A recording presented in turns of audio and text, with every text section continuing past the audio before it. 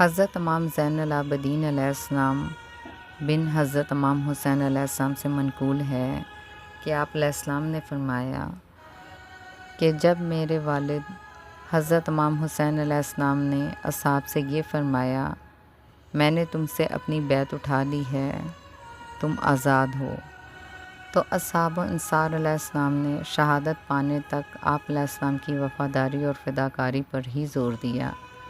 تو آپ علیہ السلام نے ان کے حق میں دعائے خیر کی اور فرمایا، اپنے سر بلند کرو اور اپنی اپنی جگہ بہشت میں دیکھ لو۔ تو اصحاب حضرت امام حسین علیہ السلام نے سر اٹھا کر بہشت میں اپنی اپنی جگہ دیکھی۔ آپ علیہ السلام نے ہر ایک کے بلند مقام کی نشاندہی کی۔ آپ علیہ السلام کے اس معجزے کے بعد اصحاب حضرت امام حسین علیہ السلام فراخ دلی اور سرخ روئی سے نیزوں اور تلواروں کے استقبال کے لیے بڑھے تاکہ بہشت میں جلد از جلد اپنی اپنی جگہ پر پہنچ جائیں۔ بس وہ سبھی اسی بات کے لیے خوش و خرم تھے، بالخصوص اس وقت جب انہوں نے اپنی اپنی جگہ خاندان نبوت صلی اللہ علیہ وآلہ وسلم کے ساتھ بہشت میں ملاحظہ کی۔ لیکن مختارات عصمت سلام اللہ علیہ اور بچوں کے لیے یہ رات بہت سخت تھی۔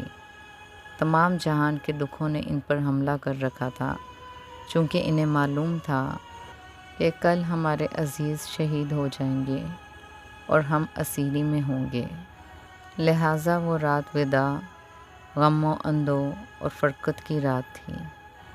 ہر ایک گھڑی گویا قیامت کی گھڑی تھی۔ یہ رات بہت آل محمد صلی اللہ علیہ وآلہ وسلم پہ کڑی تھی۔ جناب حضرت بی بی زینب سلام اللہ علیہ بنت امیر المومنین حضرت علی ابن ابی طالب علیہ السلام، جنہیں باخاطر عروسی حضرت امام حسین علیہ السلام کی چند یوم کی فرقت و دوری گوارا نہ تھی، وہ انہیں قتل ہوتا کیسے دیکھ سکتی تھیں۔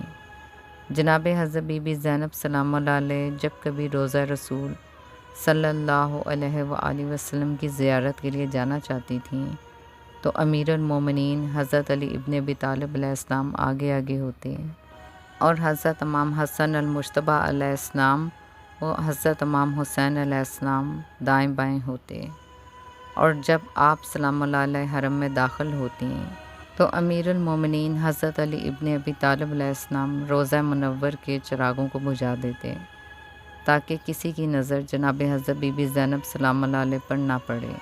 جناب حضرت بی بی زینب سلام اللہ علیہ کس حال میں قید ہوئی ہوں گی؟